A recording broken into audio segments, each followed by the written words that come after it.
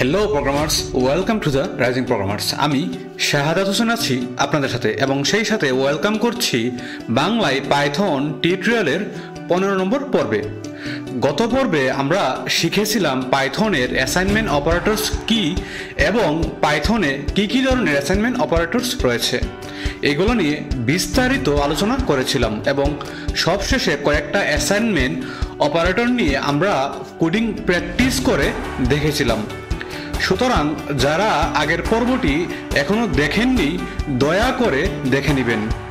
তো পাইথনের সবগুলা অপারেটরের মধ্যে দুইটা ছাড়া বাকিগুলা আমরা অলরেডি আলোচনা করেছি। যে দুইটা বাকি আছে তারা হলো আইডেন্টিটি ও মেম্বারশিপ অপারেটর, তারপর টার্নারি অপারেটর।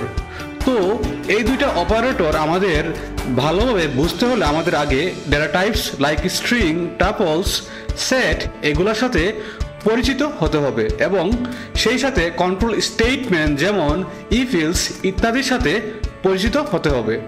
তাহলে আমরা আরো পরিষ্কারভাবে এই দুইটা অপারেটর বুঝতে পারবো। সেই জন্য আমরা সামনে আগে ডেটা টাইপ এবং কন্ট্রোল স্টেটমেন্ট শিখব, তারপর বাকি দুইটা অপারেটর অর্থাৎ আইডেন্টিটি ও মেম্বারশিপ এবং টার্নারি অপারেটর নিয়ে আলোচনা করব।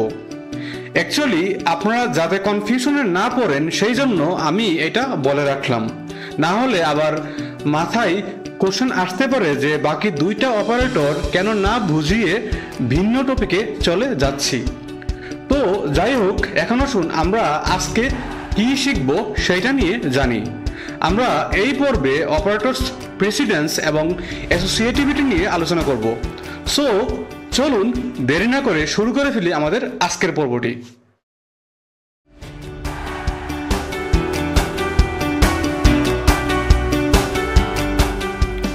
ধরুন একটা স্টেডিয়ামে বিজয় দিবসের একটা অনুষ্ঠান হচ্ছে।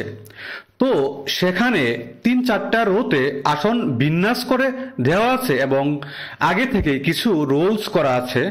প্রথম রোতে যেই আসনগুলো আছে ওই আসনে শুধুমাত্র প্রাইম মিনিস্টার, প্রেসিডেন্ট এবং তাদের পরিবারের লোকজন বসবে। তারপর সেকেন্ড রোতে বসবে মন্ত্রীরা, তারপরের রোতে এমপিরা, তারপরের রোতে বসবে সচিব এবং উপসচিবগণ। তারপর আবার একই রোতে যারা বসবে ওইখানে চেয়ার নাম্বার দেওয়া আছে এবং বলা আছে যে আপনারা ডান বা বাম দিক থেকে বসে যাবেন। সুতরাং অগ্রাধিকারভাবে তারা তাদের আসনে বসবে। তো ঠিক একইভাবে পাইথনে অপারেটরস প্রেসিডেন্স এবং অ্যাসোসিয়েটিভিটি কাজ করে। এই ক্ষেত্রে পাইথনের অপারেটরস যেমন এডিশন, সাবট্রাকশন, মাল্টিপ্লিকেশন, ডিভিশন ইত্যাদি তারা তাদের প্রেসিডেন্স বা অগ্রাধিকার অনুযায়ী তাদের কার্য সম্পাদনা করবে।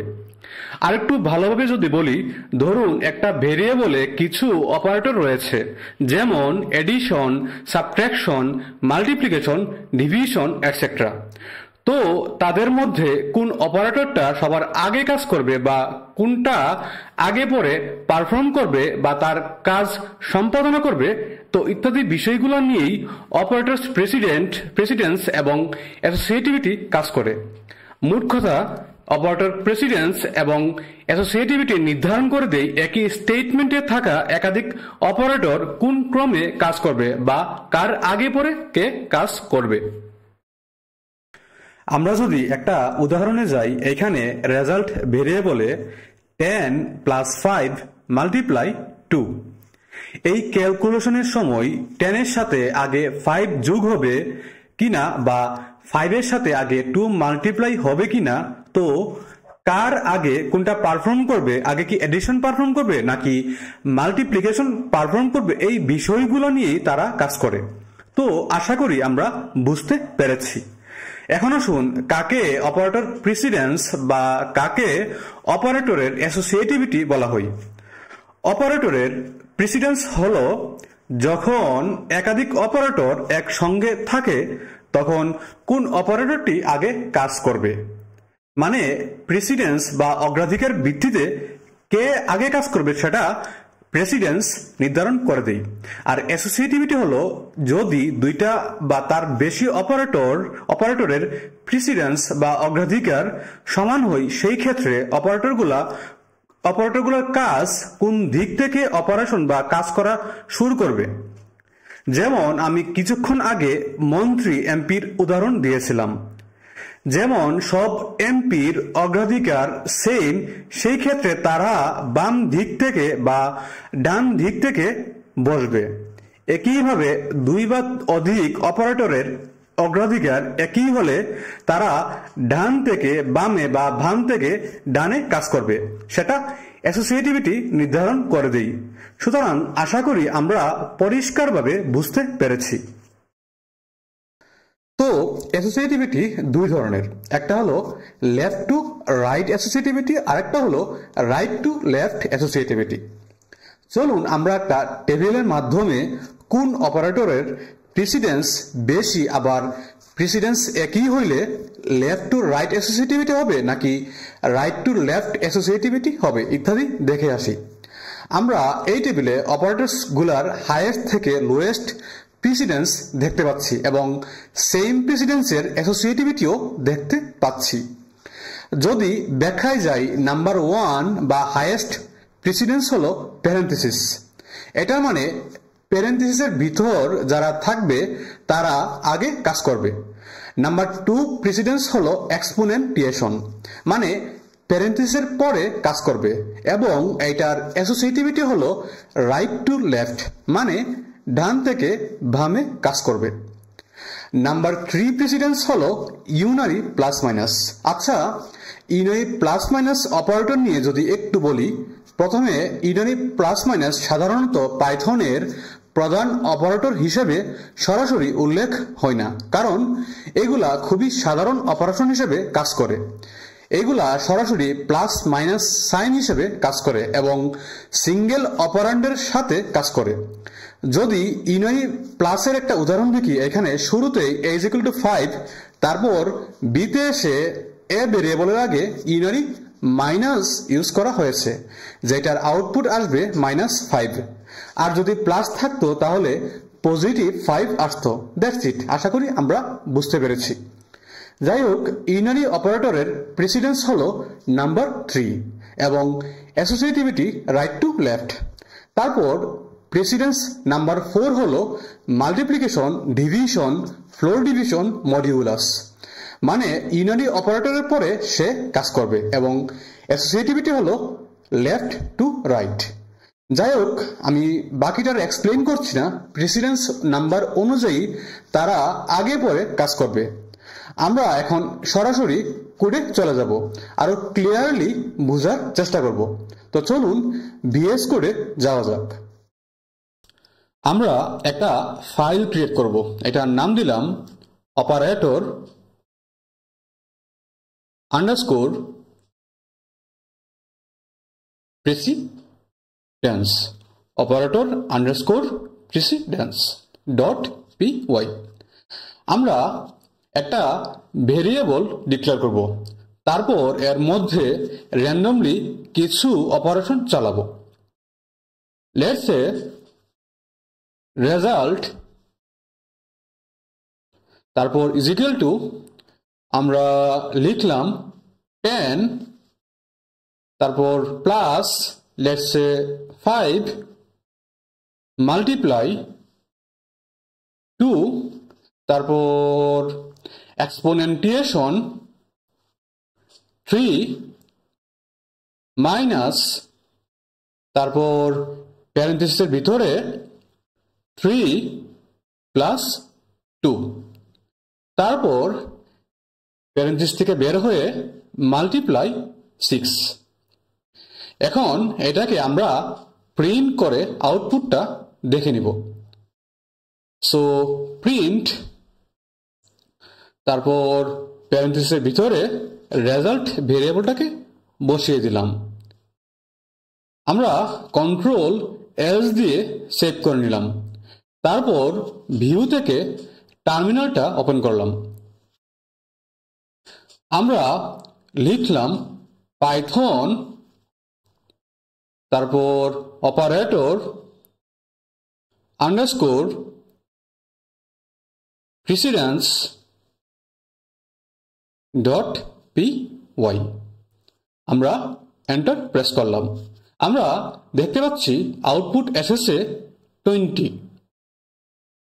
তো 20 কিভাবে আসলো, পাইথন কিভাবে এটাকে ক্যালকুলেশন করেছে এবং অপারেটর প্রিসিডেন্স কিভাবে এখানে অ্যাপ্লাই হয়েছে, চলুন আমরা বোঝার চেষ্টা করি।